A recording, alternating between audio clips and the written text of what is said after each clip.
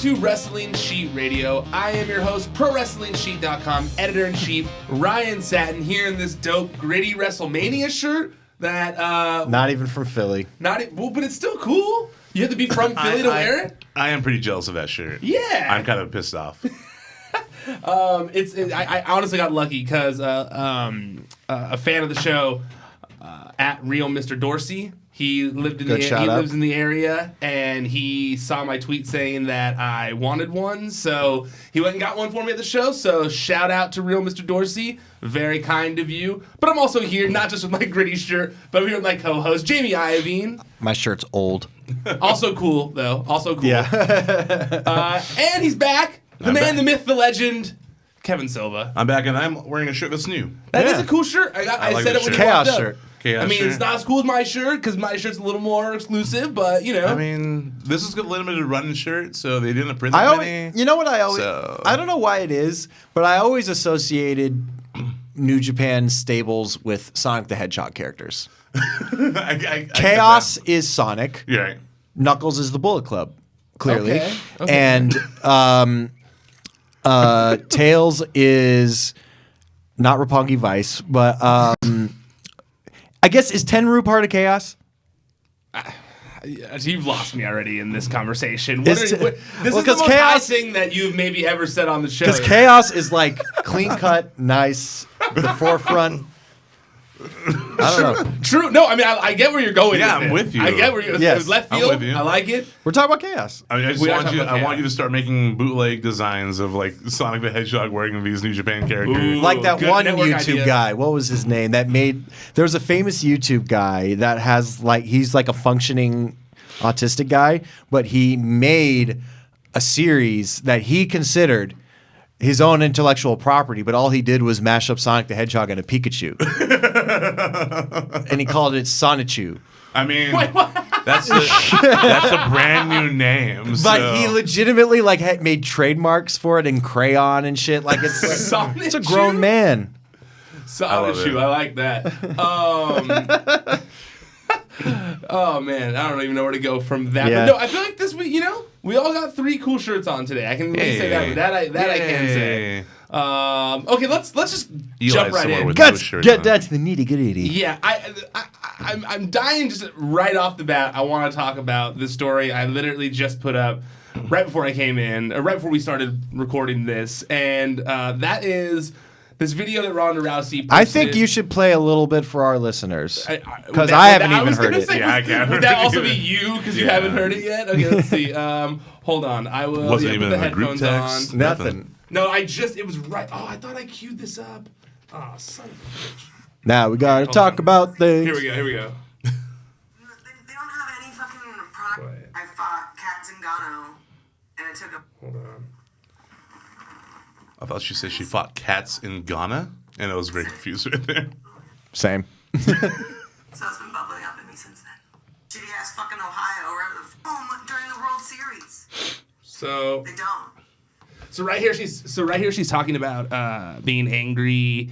That basically this has all been. I'm glad you played that clip. It was very helpful, right? No, I'm setting up the clip because I don't have time to play the whole thing. But basically, right here she's talking about why she turned heel on Monday, and then obviously these YouTube vlogs are a little bit in character.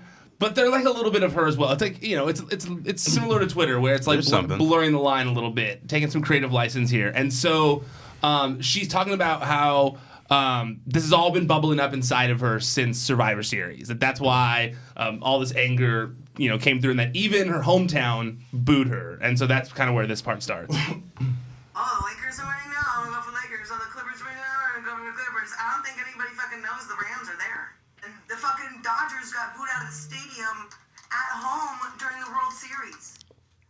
You know what? That whole city, it's just a bunch of people who are fucking transplants.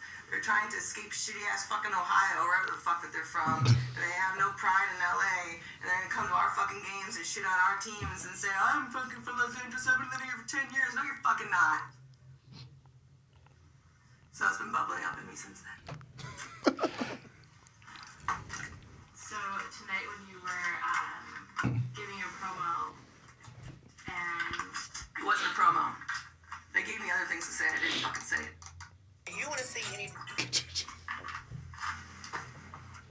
It's not a fucking promo. It's not an act. I'm not going out there and doing their fucking act anymore. They can say it's part of the act to kind of try to save face to everybody else, but it's not an act. I'm going out there and doing whatever the hell I want, and they can explain it away however they want, but fuck them. Everybody, WWE Universe included. I admit that I'm going to disrespect the sport that they all love so much. Oh, don't break kayfabe, Ronda. Wrestling's scripted. It's made up. It's not real. None of those bitches can fucking touch me. The end. Huh. Right? She had the knowledge to not say the F word, though. That's true. I thought the same thing. I was like, she stopped herself right there, because you don't say fake.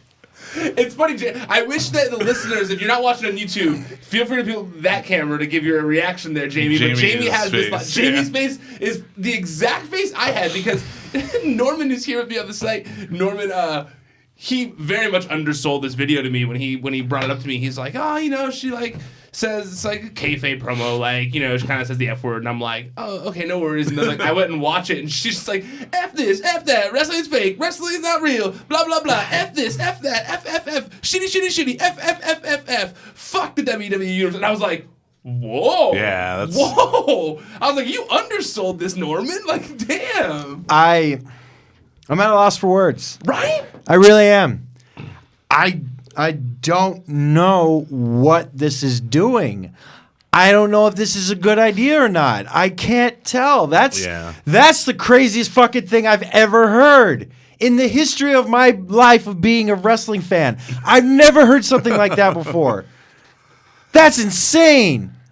That's fucking crazy. Yeah, dude. That is the women's champion. Yeah, dude. Yeah. I've already had... That's crazy! I've only had the story up for like maybe 30 minutes, and I've already had 4 wrestlers DM me or text me saying like that is one of the most disrespectful things I've seen. Like, I don't care that it's crazy, that it's possibly in character a little bit. Like, my body hurts. My body hurts because I do this every day, and it's in pain because it's very real. Dude, it's not that it was in character a little bit. It was in some bottles of wine a little bit. That's what that sounded like. Like, it didn't sound like. That sounded like somebody who like was like, I don't know. Maybe I'll make this video, but at the I same truly time, have no idea. I'm making a little tipsy. I'm still reeling. Yeah, dude, it's crazy. I feel like Jamie might have tears in his eyes from this. It's more so it's just like I would have sat here and wrote a list for 10 years of all the things I thought she could have said. I wouldn't have touched that. I wouldn't have never even thought that would have been an option. Because I was listening to last week's show on the way here. And I always do because I like to keep the last week's conversation fresh. And we were alluding to that. And I myself had said I don't think she's doing that.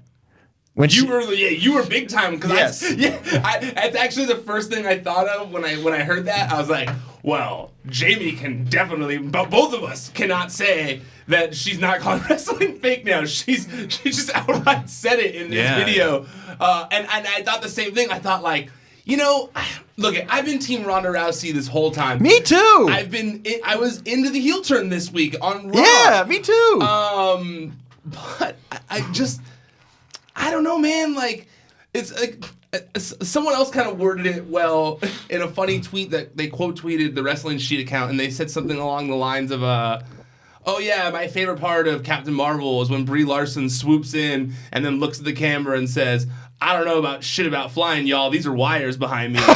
That's you know, and it's kind of, I felt like that summed it up. It was like, you know, I just don't need that thrown in my face. Like, like we know everything she said is true. Yeah. First off, yes. Everything There's nothing she said that was untrue, but it's just like, man, and maybe it's just such a breaking the fourth wall thing that we're just not used to. That's why. That's why I don't know how to feel. I genuinely don't. Yeah, because like, I mean, there's a talk of like, there's discussion that her promos are being written by her and Paul Heyman. Yeah. Which is just a wild... Because I would never expect Paul to say that. Me neither. And this isn't a promo. Paul has a great respect for the business. Yeah, Paul would never say wrestling's fake like that. Well, at least in this way where it's said in like such a... Flat out. Like... That, yeah. Because this takes away the like selling of a story, kind of. Because Yes! like, you know what I mean? It's like we're paying full. I guess yes. People are paying to go to WrestleMania to see this show, and you're telling them the thing that they're following.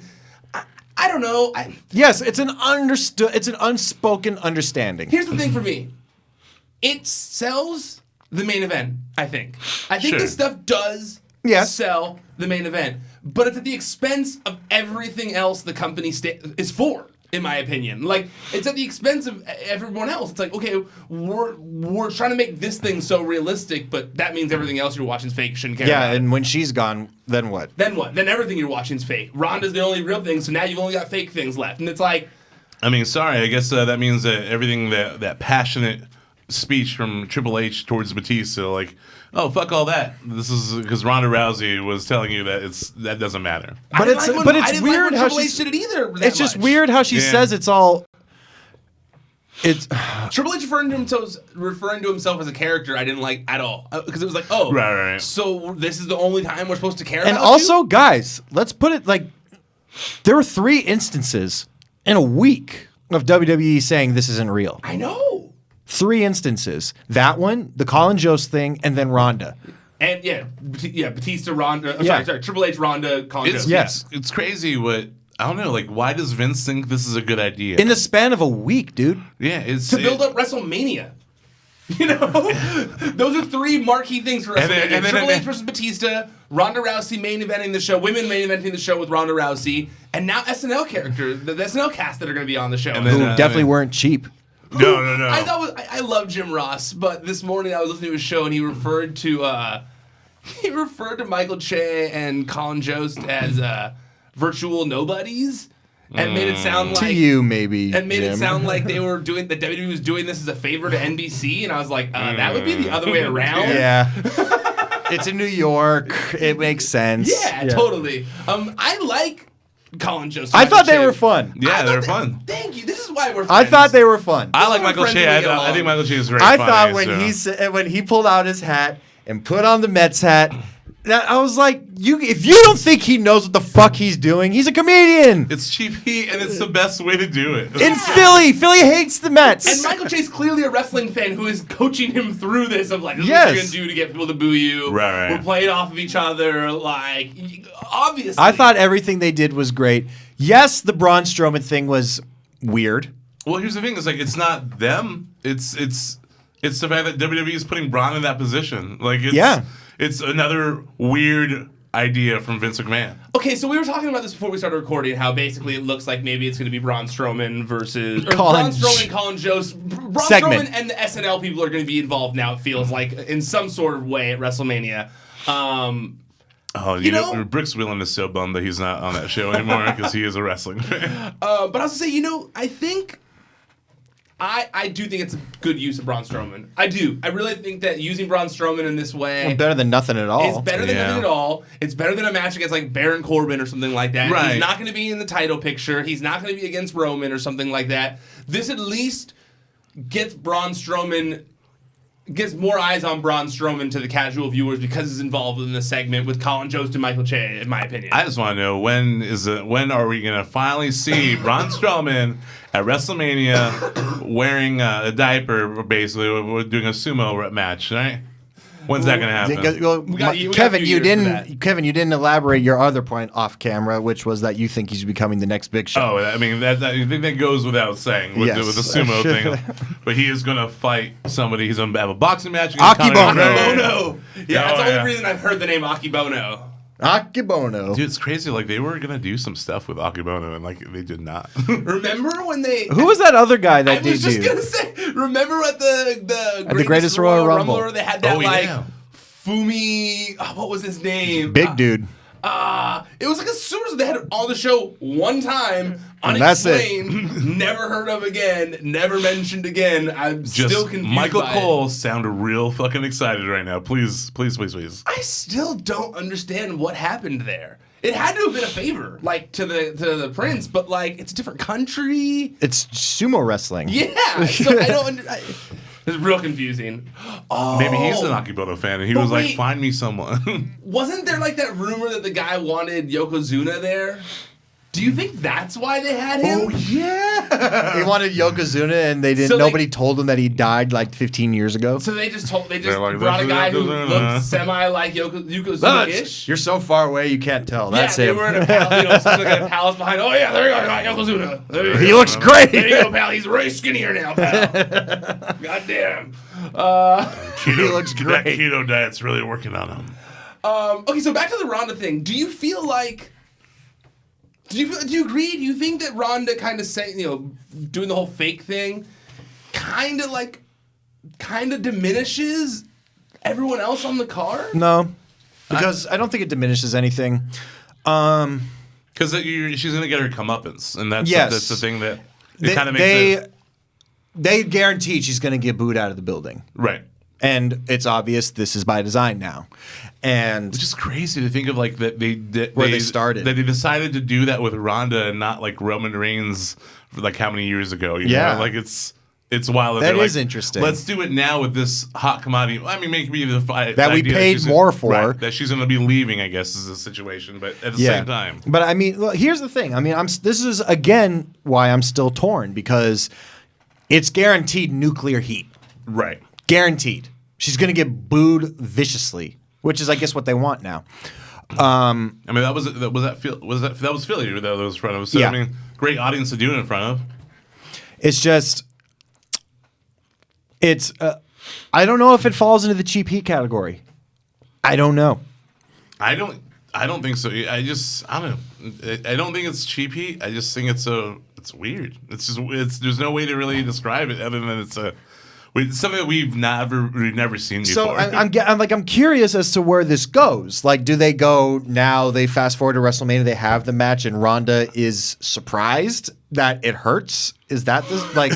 That's also that's a good point. I hate that he was looking my way down the camera. You should be looking at me. I'm not saying you should, but there was a lot of confusion, and Jamie's eyes are there, and I'm just as confused because that is a good question. Like, are we to believe that nothing else has hurt Ronda Rousey? Yeah, like that. Though, speaking of that night in L.A., that looked like it hurt. Yeah, there were physical marks on her that anybody could see, and she's be like, "That's fake." It's like, we saw you. I mean, very well. I mean, we're gonna get something with a triple threat at least. We're gonna see weapons are gonna come into play. You think? It's gonna be no DQ because of triple threat rules. So I mean, that'll be another way to kind of. For her to be like, well, it took them weapons to be able to bring me down. Maybe. It's also silly. Because it's fake. Because it's fake. They need the real weapons to take me down. Like, what is she going to do? Is she just going to start, like, is she going to get in the ring and just start no-selling punches? Dude, she fucking might. Like, that's the thing is, like, that's the crazy thing is that she might do that. Like, they whip her and she just stops. She doesn't even hit the ropes. I mean, it would play into her Terminator walk. That Terminator walk was so. I love it. They went to commercial after walking, Ryan. And everyone had to stand in the ring waiting during commercial. It's just like. It's like when Dean was hiding from Seth, and then they show Seth walking to the ring while Dean's cutting a promo. It's like, Dean, you have a lot of time. You can get out of here. He hasn't cleared Gorilla yet. You have a minute. You've got a big window here. Get out of there. Yeah. What do you think about the heel turn in general, though? I mean, did you guys? I thought it was done great. I thought it was done. By the way, it was the only logical choice. Sure, absolutely. Yes, I agree. If the way everything is gone, it made sense.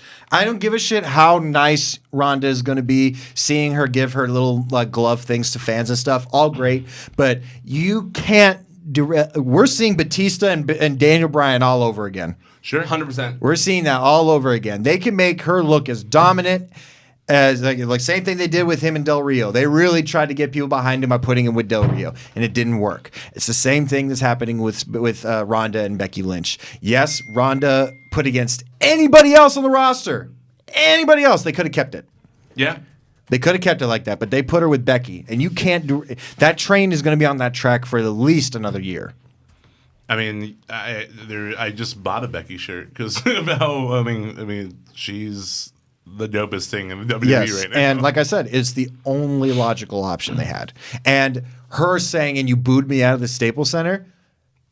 I would have done the same thing. Yeah. Like if I was at home and I fucking went balls to the wall, because they did. Her and Charlotte tore the house down. And they boo you? I remember when I was there, I was like, what's happening? I remember I tweeted about it. I was like, what just happened? Like, why was everyone booing Ronda Rousey? Like, it literally, to me, made zero sense in the arena. I was sitting there going like, this is stupid. Like, what is everyone doing? I was mad. She's so mad. physically getting the shit kicked out of her, and you're booing her. Yeah, it made no, and that's why she said that in the thing. She said like, I fast forwarded through that part a little bit, but she says like, I was getting the shit kicked out of me. I did it for you guys, and that's how she starts this part of the thing. She says like, I'm tired of doing this for everyone's entertainment. Like, I tried, I gave everyone the respect, I did everything, but even at home, I couldn't get the respect that I deserve. After all the work I've done, after everything I put in, you all fucking booed me after Charlotte started hitting me, after the match ended, after I'd done all this for you guys. At home, my hometown, they booed me. Fuck all you guys. And so, yeah, I would be pissed too. I would be too. I would think the same thing. So yeah, I agree. Believable. My only thing in all of this has been the heel turn does kind of put Charlotte in a weird place, in my opinion, because it's like, dude, she was in a weird place when this whole thing fucking started. She's already a heel in the match. That's what I mean. Like, she was the heel in the match, and then Ronda was like the tweener, and Becky was like the good guy. Well, that's where we go to. I mean, granted, Daniel Bryan was the babyface, but that triple threat was I think that's two just heels and a babyface. I think that's just more. I think that could just add to just more obstacles for Becky to overcome, and it makes when she does win, because she's going to win. It makes it more of a moment. The obstacles are a bit like. They might actually start putting legitimate obstacles in front of her, like a broken down NXT, car. Like it's the early season of NXT. We need you to carry this keg around the ring as fast as you can. Hey, those entrance ramps at WrestleMania are long. They're gonna have her run. It can't be in the WrestleMania main event unless you can do 30 seconds around the ring while jumping over these little hurdles. Oh, I love it. I love it. You know what didn't help Ronda is her retorts.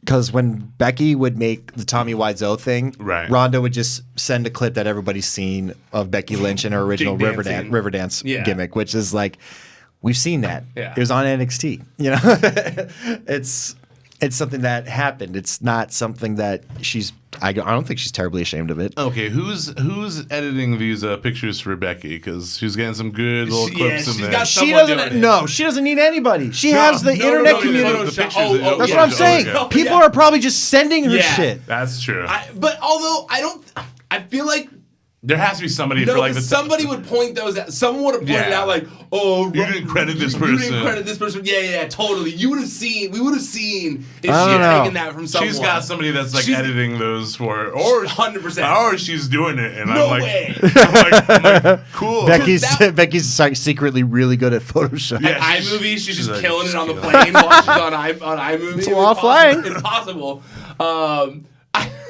Someone had to sit down. She's sitting next to John Cena with his Roku learning Chinese, and she's editing movies. And just here comes Titus O'Neil just playing the violin and walking down the aisle. Wait, I said Roku. Roku's a streaming device. Yeah. What am I thinking of? You're thinking of the Rosetta Stone? Rosetta Stone, something like that. Yeah. Yeah. But Roku is a streaming device. I got what you meant. I'm sorry. I got what you meant. We all got where you were going with Who it. has a fucking Roku anyway? A lot of people have Roku. Remember they gave Rokus out with the WWE Network? Yeah, my sister has a Roku. It makes it easier to watch New Japan. It does. Yeah, Chromecast. Jamie, take your hate of Roku back. God, Come Not on. a Roku fan. You don't like a nice little thing that connects to your TV that's purple and black? Come on. I use Chromecast, but I like that Roku has the little TV. remote.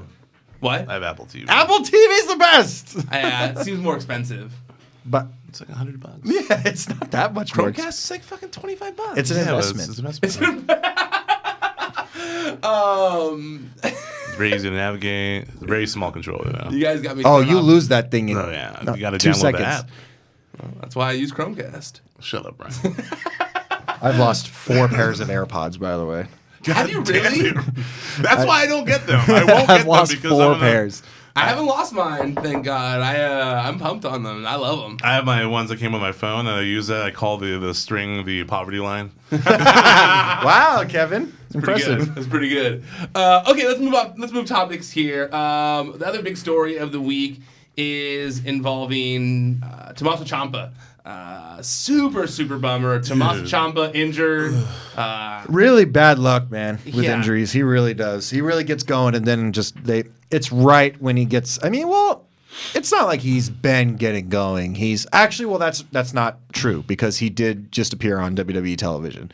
So, Well, that's the thing. Both times it sucks, but both times the injuries have occurred right when he was on the cusp of like his biggest push ever. Which, I mean, it also points to the fact that like we haven't seen even Johnny on TV on Raw or SmackDown since. yeah, so. they've been really focusing on. I mean, I think deservedly so, Alistair and Ricochet. Right. Well, I think that was gonna be Ciampa. I think that was gonna be DIY who was in that role. Which has since been occupied by Aleister Black and Ricochet. Because if you remember, like they debuted separately as singles guys, and DIY had the tag match where they beat two big tag teams in the first week. I guess that makes sense. And then it also because they're in the Dusty Classic as well. Okay, that makes sense. But so WWE says that Ciampa will undergo. Did they say when he got injured? So this is March 6th. So today's the 7th, right? Yeah. So today he underwent anterior cervical fusion surgery. I looked up. There's different recovery times, so it's hard to exactly tell.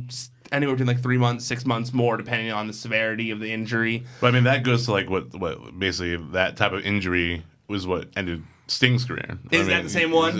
Not the similar, but it's like with a cervical. Okay. Yeah. So yeah, that could. It's not good. It's not good. Did they say how it happened? They did not say how it happened.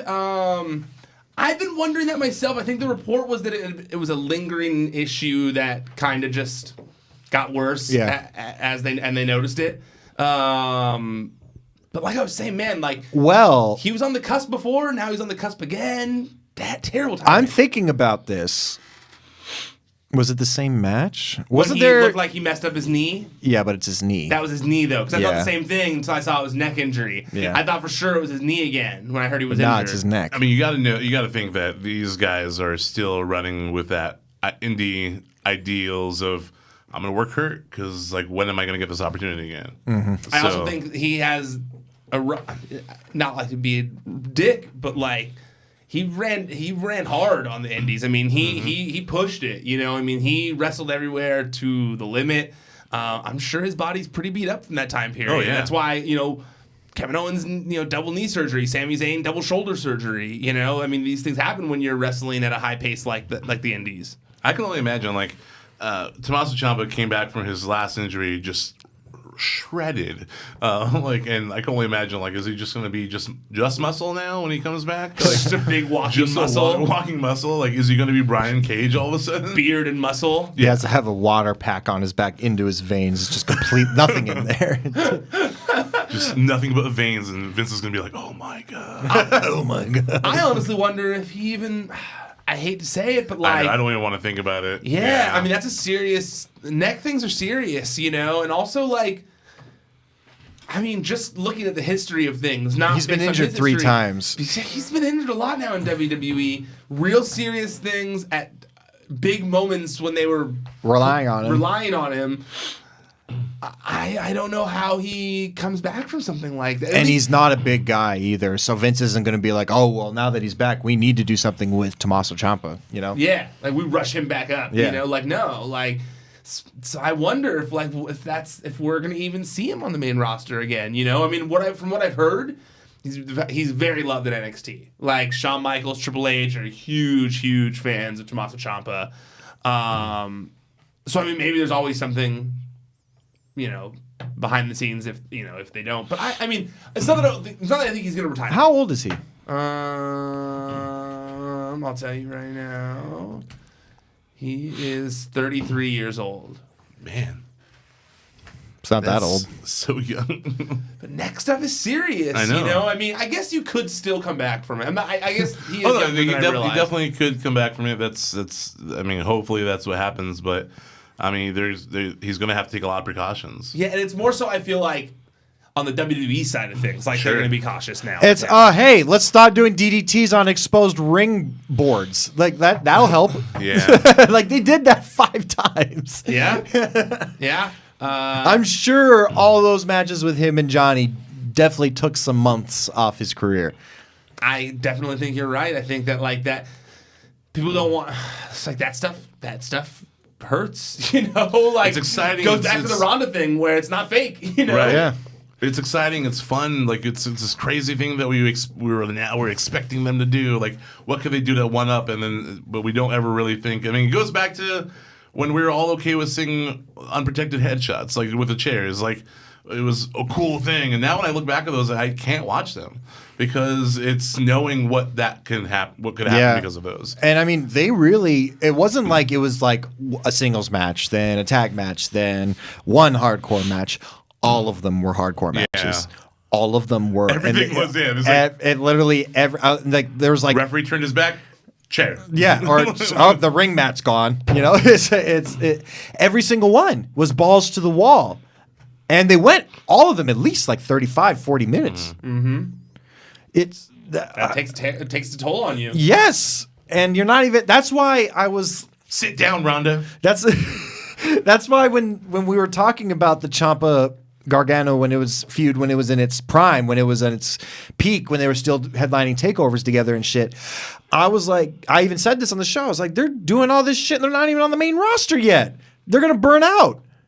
They're gonna do all this dope shit, and then when they get to the main roster, they're gonna be able to it's gonna take them 45 minutes to get out of bed. You know? Yeah. No, absolutely. It sucks. I mean, I don't know. I obviously, you know what it reminds me? It reminds me of like the old timers when they go like slow it down and all that kind of stuff.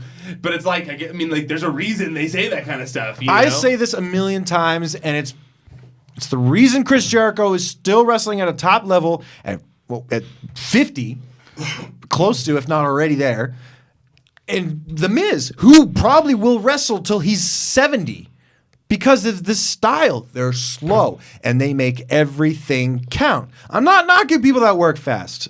People like chocolate, people like vanilla, you know? But I think there's a good way to balance it. I think there's a good way of working a fast pace, but also being safe. Oh, absolutely. I mean, you see a lot of, if you go back and see like a Zack Sabre Jr. match, like those are pretty safe matches. Or like Ricochet. I don't think you look at Ricochet and think like the stuff he's doing looks unsafe. Ricochet has always said that if he feels that he can't do a move properly, he's not going to do it. And why would you? Like he used to do. I'd never seen him do it before, but like a double moonsault, which is he used to do a moonsault.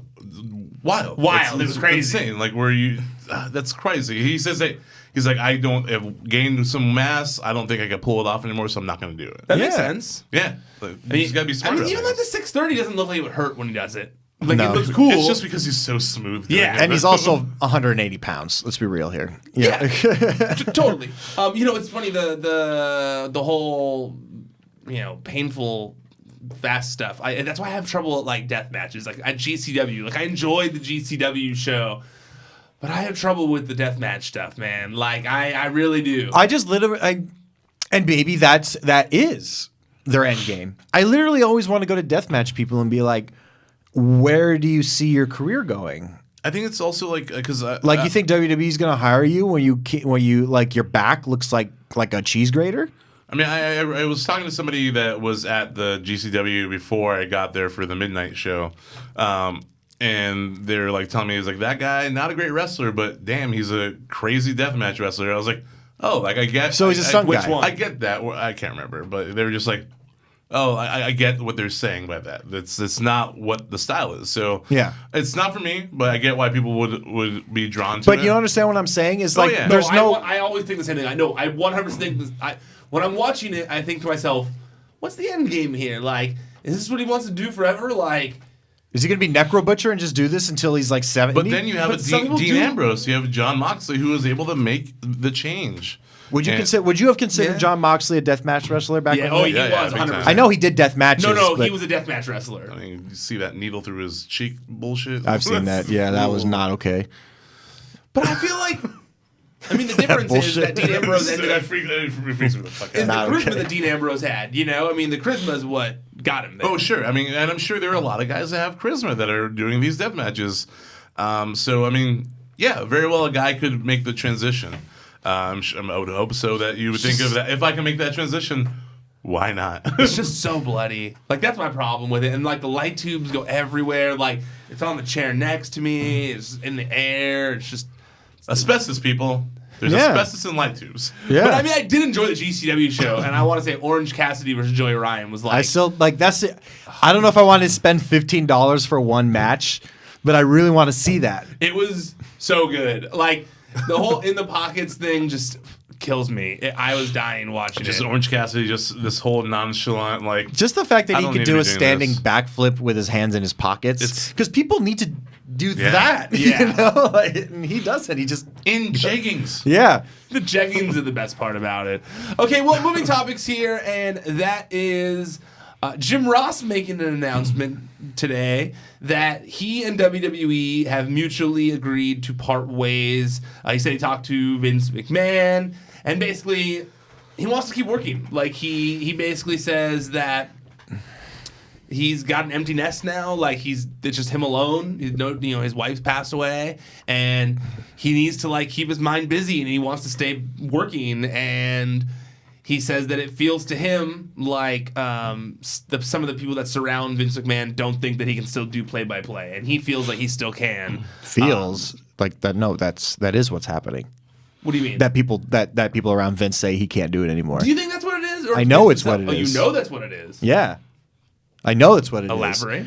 I mean, I'm not going to name names, Of course, but yeah. just all the time when I was at WWE, the common knowledge was JR is an old bitter man, and we need a younger face. We need younger, fresher looking people to carry the company forward. I mean, Renee Young and Corey Graves are case in point in that. Byron Saxton and Tom Phillips.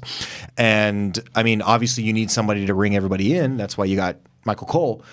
But they really, I'm really ashamed to say, I'm not ashamed because it's not me, but I'm really bummed to say that not everybody, but a lot of people in the executive branch think Jim Ross is kind of a joke.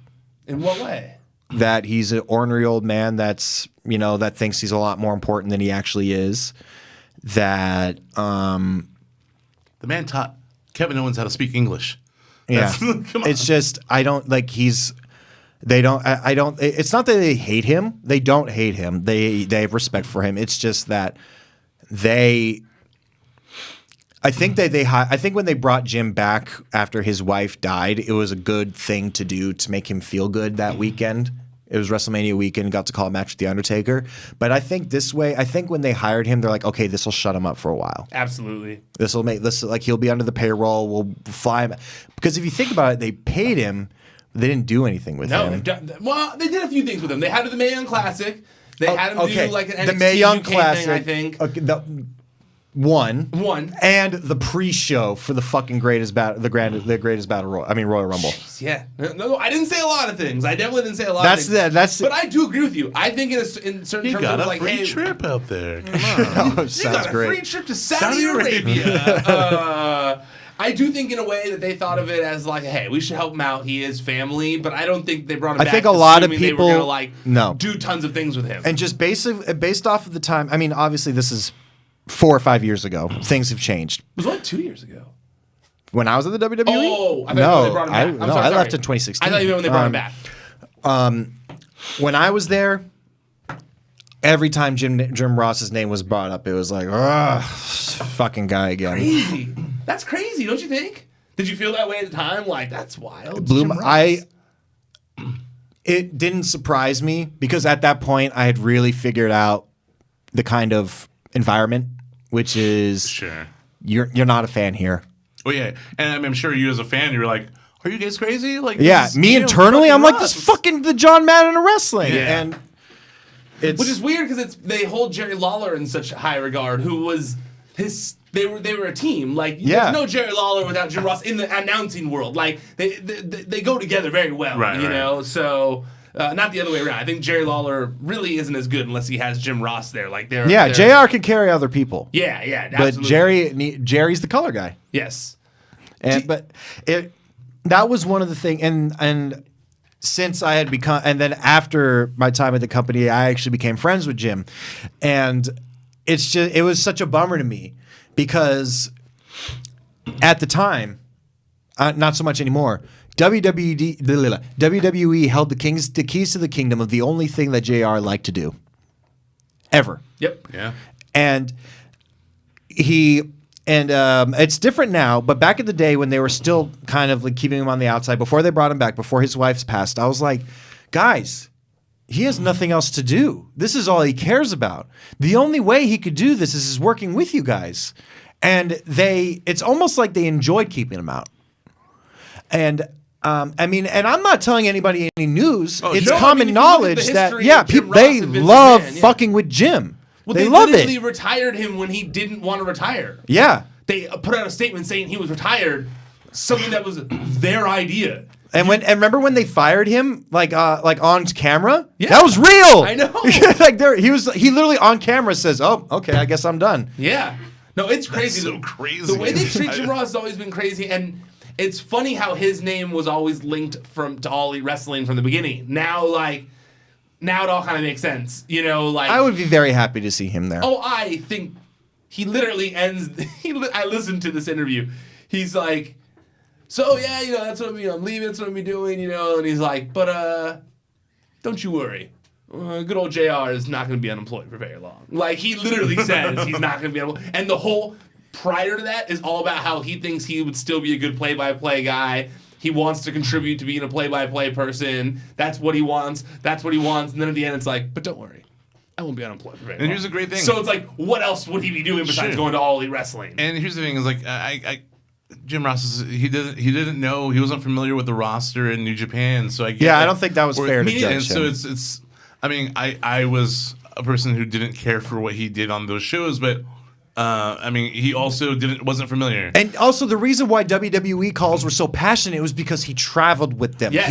He dealed with them. Exactly. He recruited a lot of them. And so now he's got these guys that admire him. He admires their work. He has no personal connection to. Yeah, and so then he could potentially, he's familiar with all the Young Bucks and their work, and Chris Jericho, of course. Mm-hmm. And so he's going to have Cody Rhodes. Yeah, he's going to have a lot of familiarity with them.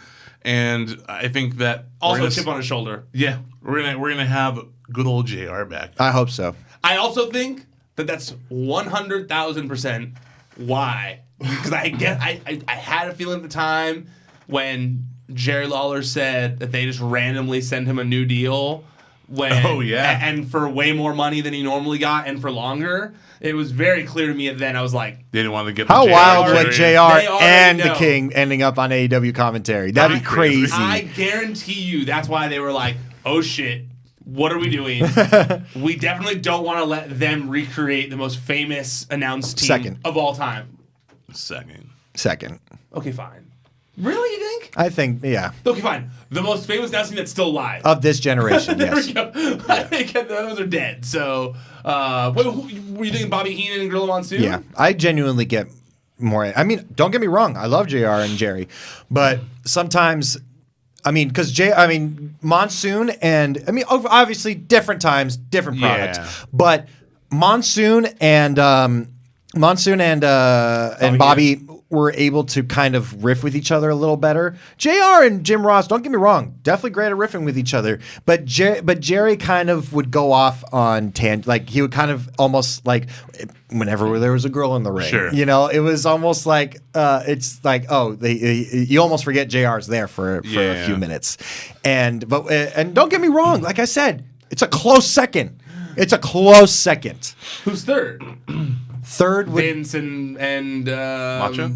No, Vince and what's his face? Jesse the Body? Oh, yeah. No, my second would be Or third. It doesn't count because they're so short, but I really loved Heyman and Jim together. They were good together. I did too. I really liked them together. I like Taz and Cole together. Also good. Mm-hmm. I also liked Joey Styles by himself in the ECW. Mm-hmm.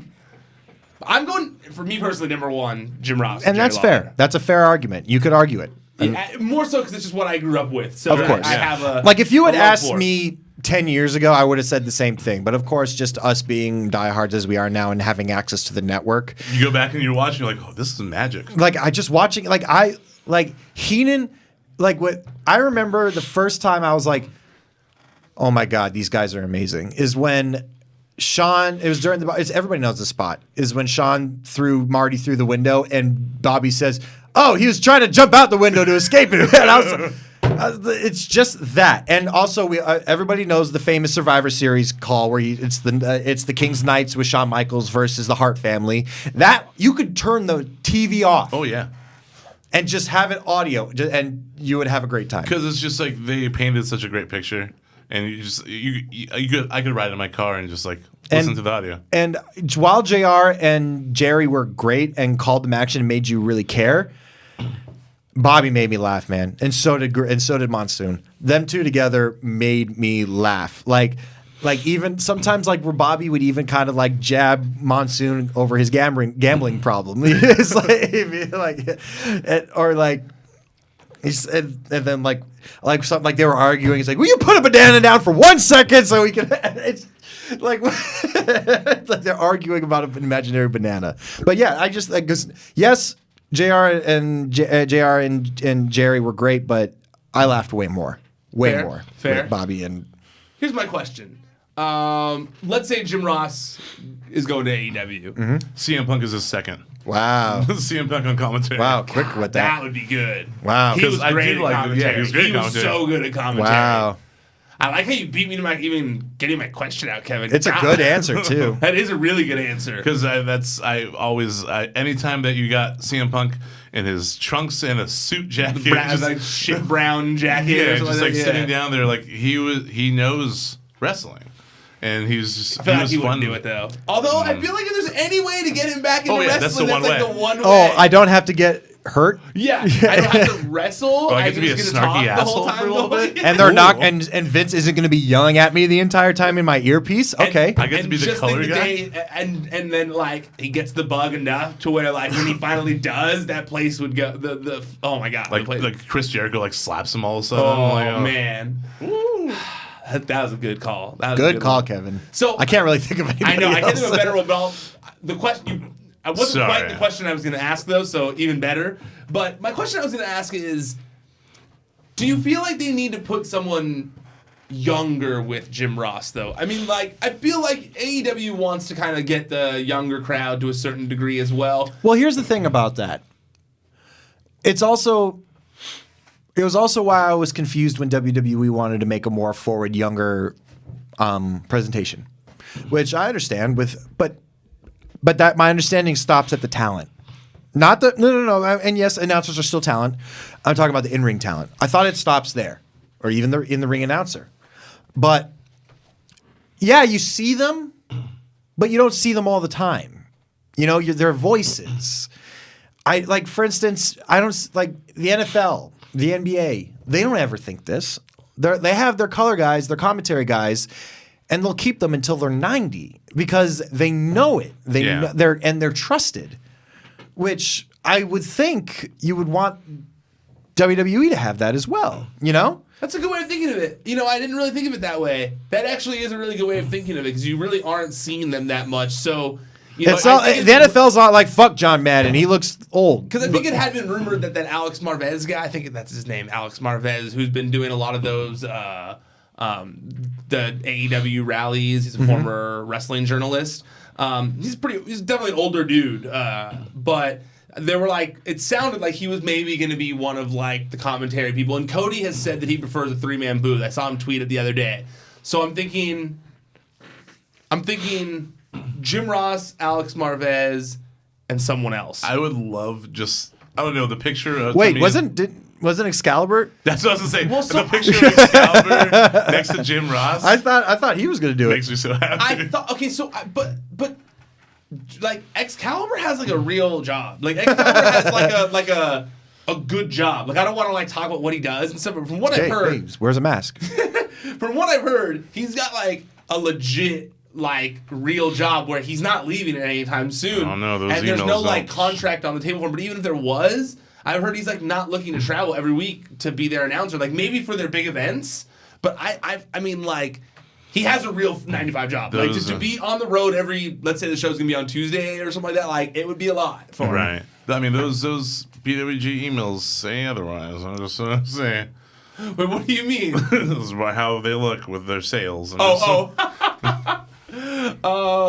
PWG's sales haven't been doing too good. No, just when they send out these. Me and Ryan have this thing where like they send out their email for their yearly sale during Christmas time or Black Friday time, and it's just like. No, it's always Christmas. It's always Christmas. It's just a paragraph. Yeah, it's always like and it's always like the PWG Christmas sale, you know? And like you get an email. Like, you know, normally when you get like an email from a company and it's like, you know, so-and-so's Christmas sale, there's like a whole graphic inside that's like a whole thing. Like WWE Shop like does. WWE Shop does. Like no, it's like just like a literally paragraph. every company does. It's just like a link. And a link. And just be like, it's just like PWG's Christmas sale now on, like, DVDs now on sale. Link. And no, like, anything further. But wasn't it this year, the first year, when we were like, whoa, graphic. But then they sent another one, and it was back to the original. And me and Ryan were just like, fucking God damn it. God damn it. So cocky about their product. Do you think that Conrad would be a good other person in the booth, or is he too similar to Jim Ross? Is that also another man that has a really good job? Yes. And he's also somebody that I think has said he doesn't... Because he's been at all those rallies. He's been at all of them, but he's still not an official employee of AEW. But, like, he's clearly going to be doing something for them, right? I mean, he's been at all the rallies on camera for them. I mean, he could be a correspondent, but, like, I don't think he'll be commentary. I don't think he wants to. I'm sure if they asked, he'd be interested. I don't know. I don't think he wants... I mean, there's... Especially after WWE took Bruce. Yeah, that is. I know a good he's point. still going to keep doing the show, but... I mean, that is kind of a good point, but at the same time, I don't know. I don't... I have a hard time believing if AEW was like, hey, we want you to be on the show every week. It's just from my interactions with Conrad, just from what I've seen him when I listen to his shows and stuff, it's just, it doesn't seem like he wants to be the star. Well, it wouldn't be the star. I mean, it's a higher profile. When I say that, I don't mean the star of AEW. I mean he doesn't want to be a forefront. He doesn't want to be a character. Except he did a TV show on WWE Network. But it was about WWE things. And he's been the forefront of every He's AEW a moderator. rally. He's a moderator. He's a Howard Cosell. He's been doing angles with MJF. Wait. Are you gonna be the third guy at the booth? No, I'm just saying. I'm just saying it'd be cool if there was. You didn't need a haircut. I know. Need a haircut again. No, a third person. I feel like they do need. I feel like to get to the younger hipper crowd, they do need someone who speaks to that. And honestly, if I was running a wrestling company, that would be on the bottom of my list of worries. The age of my commentators. I think. The age of your commentators. Yeah. Yes. Yeah.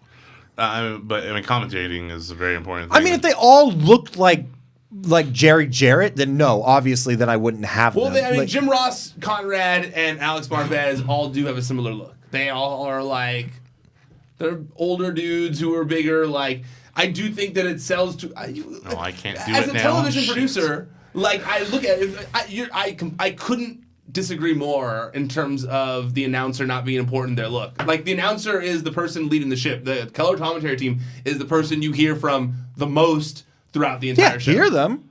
Yeah, you see them, you hear them. They're the host of the show. Are the announcers not the host of the show? I mean, they are. They are. They are basically but the host at the same time, it's like I bring up that again, but it's not a collegiate sport. But no, but I get what you're saying too. Honestly, your sports reference did actually, out of this whole time where because I have been thinking about this oddly, because I've been wondering, just like the TV producer in me, like I think of those kinds of things. That's the first time, because I'm not a sports guy. I'm much more of a TV show guy, and I'm used to like hosts being these like young, energetic. If it were like a reality show or like a game show, absolutely. Well, but even UFC. I mean, Joe Rogan, I guess is. But Joe Rogan's, I guess, is older now. Yeah, so. Joe Rogan's old, dude. Yeah, I guess he is kind of old now. And didn't seem like it. That commentator team is not young. No, it's not. I'm trying to think. Yeah, I guess it's a good point. I guess I'm so used to just WWE. Like Baz Rutten. he's not young either. And it's not UFC, but Morrow is not young either. You know, so. Yeah, I guess it's a good point. All right, fair enough. Good point. All right, let's move topics here. Lastly, to. Sorry, Morrow. What do you think we'll talk more about here? We got. I think Eli should do it as Eli Bayou Bates. We got. Hey, that's a moonsault. That's terrible. It's also terrible Bayou Bates because he goes like, "Hey, he talks like Why not talk like this?" He's gonna be so mad that we're doing terrible Bayou Bates impressions. Oh yes, son. Oh, he's like, I'm just gonna sit here with me knife and just cut my beard. Lars Sullivan. We have this. I was wondering if we were going to talk about that. Or Dana Warrior joining Lars Sullivan. Both of you, Lars Sullivan. Dana Warrior even defending how long she's been a writer for. When Dana.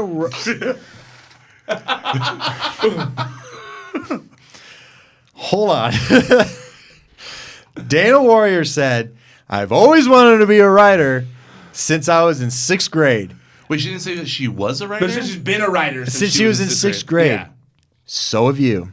Yeah. So have you. It's called being in school and writing. Going to fucking school. it's No, she said that she would sit in her apple green playroom, folding paper and creating makeshift books in which to pour her thoughts. I can't even defend it. God. I'm sorry. All right, we're going to talk about Dana Warrior for a moment. I'm just going to throw in some Eli right here. Dana Warrior's trash, okay? She is. She's trash. She's stupid. Her husband was trash. I think that's unfair. I think that's unfair, Eli. I think they're just trash people and just fuck them, okay? It's just the creative team right now. Whoa, is Eli, wild. I thought you were in Florida. I just like it. Where'd you come from, Eli? It's they brought back Bruce and they hired Dana. That's what I was just gonna say. It's like, let's do something that's a good idea, but then totally ruin all the goodwill we just did. I more so looked at it like a rib on Bruce, where it's like, we brought you got to work with we her. brought you back, Bruce, but you have to sit in a room with Dana Warrior and hear her ideas for 10 hours a day.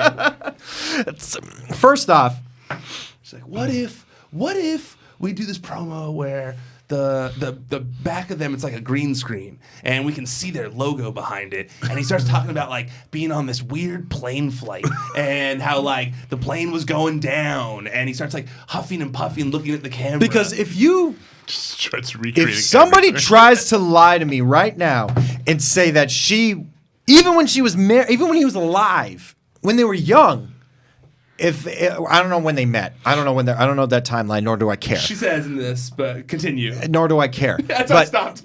But even after her time away, or do you think she ever watched a lick of WWE programming? Here, I will say this just in the defense of that. Like we were saying earlier, they don't want fans. They don't want fans working in that company. Boy, they didn't get one, that's for sure. So, but when I saw that, I was like, as much as Jim Cornette has contentious opinions, his tweet on it made me laugh so hard. Oh, what did he say? I don't think I saw it. He's like, all right, if that's the case, I'm going to hop over onto NASA and check out the rocket ship right quick. And right after that, I'm going to go teach like a calculus lesson. It's basically saying like, you have no experience in this, and you're being put in like as one of the head writers. Let me look it up. I like this. She says, what is Dewey Foley? You rode the word train with me and delivered me. Wait, you rode the word train with me and delivered. What are you reading? This is the blog that she wrote. She said, true Warrior fans loved Warrior and always believed, even if they might not always agree. I felt a responsibility to keep his indomitable spirit pumping, his legacy living, his legion of warriors led, and you came along. You poured faith in a woman small in stature but bursting with relief. You rode the word train with me and delivered me from parts unknown to destination. Dream recovered. How could I let my writing dream be abandoned by fear, having had each one of you hold a candle every week reading my columns? Here's the thing. She's got the Vicky Guerrero spot. She's got the Vicky Guerrero spot. And I will say Vicky Guerrero came into her own as far as a character. She had heat, whether it was real heat or go home heat. I don't know. From what I've heard, Dana Warrior was like, hey, I know I'm under contract, but I don't really get paid from you guys. I really need work. I want to work with you guys. Like, I want to work. I need work. Is there possibly an opportunity for me? And they were like, well, you have experience writing stuff for your website. Would this be something that interests you? And she writing was like, stuff for your website. She's a blog. She writes blogs. That's how Dewey Foley got hired. I'm really trying to find this tweet because it made me laugh so hard. Fantasy booking on his website. Oh, here it is. And now he does really well there, and they like him. I found it. It's from Wrestling News. got a Tumblr, I'm sorry, he didn't tweet you. I'm sorry. I didn't see it. He said the caption is Dana Warrior is now part of WWE's creative team. And Jim Cornette quote tweets it saying, "In other news, I've been invited to assist a team of the world's best brain surgeons in a brain transplant. Then I'm headed over to NASA to tune up the space shuttle." I mean, we've all seen Armageddon. That was a ragtag group of people. If Michael Clark Duncan could go into space, boy howdy, so can Jim Cornette. Damn right. But yeah, I will say this much. Look, as much as we want to laugh about it and stuff, I do think that, like I was saying to Kevin, You want to give her a shot. I want to give her a shot. We don't know. We don't know what her ideas have been. We don't know anything. Hey, she had her first idea was she married the Ultimate Warrior. She's not already starting off on a good foot. But she had the idea to milk his legacy. So As long as possible. I mean, Very true. I love how Kardashians. isn't it wild that when we saw Dana Warrior applauding him when he was inducted into the Hall of Fame, that we were never going to get rid of this woman. No, Nobody she's with us expected for that. life. If you're a WWE fan, Nobody expected that. she's there for life now. Yeah, back in 2014, nobody thought like, oh, there's his lovely wife cheering him on. his nice wife that probably just looks the other way about how awful of a human being he Yeah, is. and now she's here forever. But what I was going to say is that not only am I willing to give her an opportunity, a chance, obviously. Like I was telling Kevin, Dewey Foley used to write fantasy Right. booking on his blog. Dewey Foley watched the programming regularly. But he was writing fantasy booking on his blog. He wasn't like, he didn't have like a ton of writing experience, and he's blossomed into a good I'm role not there. talking about writing experience. I'm talking about this bitch has never watched programming until 2016. You don't know that. I would put a lot of money on it. But again, James she's is not a racist. fan, so that's fine. And also, If she is a good Look, writer, cool. there have been a lot of people who have joined the creative team who have never watched wrestling until they started working on the creative team. I also don't like her because she's fucking homophobic. But you don't know that. You just know Warrior's homophobic. She rode with him. She rode with that guy. Yes. She co-signed all those fucking blog posts. She co-signed every single blog post. She was probably She let that shit happen. She stuck around. You I'm say sorry. Everybody who is with someone who thinks racist thoughts is racist. Thinks racist thoughts? if you're- No. if you're- He went out on a fucking stage, dog, and made like proclamations about it. I don't If you're agree with cool any with of the things shit. he said. Obviously, I'm just saying you can't put the sins of some person on another person. Like I think You can. can. It's called being complicit. Yeah. Complicity is, that's. but also, He was also says if I was married to a girl 3 years down the line, I opened her book and the fucking swastika's in there. It's a little extreme, but I'm open and like, maybe I don't really know much about this girl. Maybe I should not be with her. But should I instantly think you're a racist if you then don't break up with her immediately? If I stayed with her for 30 years, yes. What if she changes? I don't think he don't did. know. Did he? No, what I'm saying is like, for example, I know people who from the mid '90s when being gay wasn't a socially acceptable thing as much as it is now, that were like F gay people, blah blah, that have changed. Like I'm not saying they did or didn't. I just don't know Dana Warrior. Yeah, but like I can't call Dana Warrior a homophobe because of something her husband did. I just think she was complacent. Let those messages happen. Let them teach their daughters these ideals. Yes. And I think that's. But we also don't know if Warrior was walking around the house going like F gay people. I do. I know that for a fact. You don't know that. I can't believe I'm sitting here defending fucking Ultimate You Warrior. who are, cussed me man. out. This is wild. She was the hates one. She's the one that took the video of him cussing you out. That's what I'm gonna say, she's not. Ryan. No, she's not. Yes, she runs that YouTube account that has all those hits on it. You're doing great, sweetie. No, the guy who filmed it hits me up every once in a while and asks me for a favor, and I go, no. And literally every time, I go, no. No. What? You should send him a video of your face going, no. I think his name's Ash. That guy sucks. I'm not a Dana Warrior fan. I don't like her. You had to end that on that note. Fine. I'm willing to give Dana Warrior a chance, but I understand your point. I get it. Jamie, where can we find you on the internet?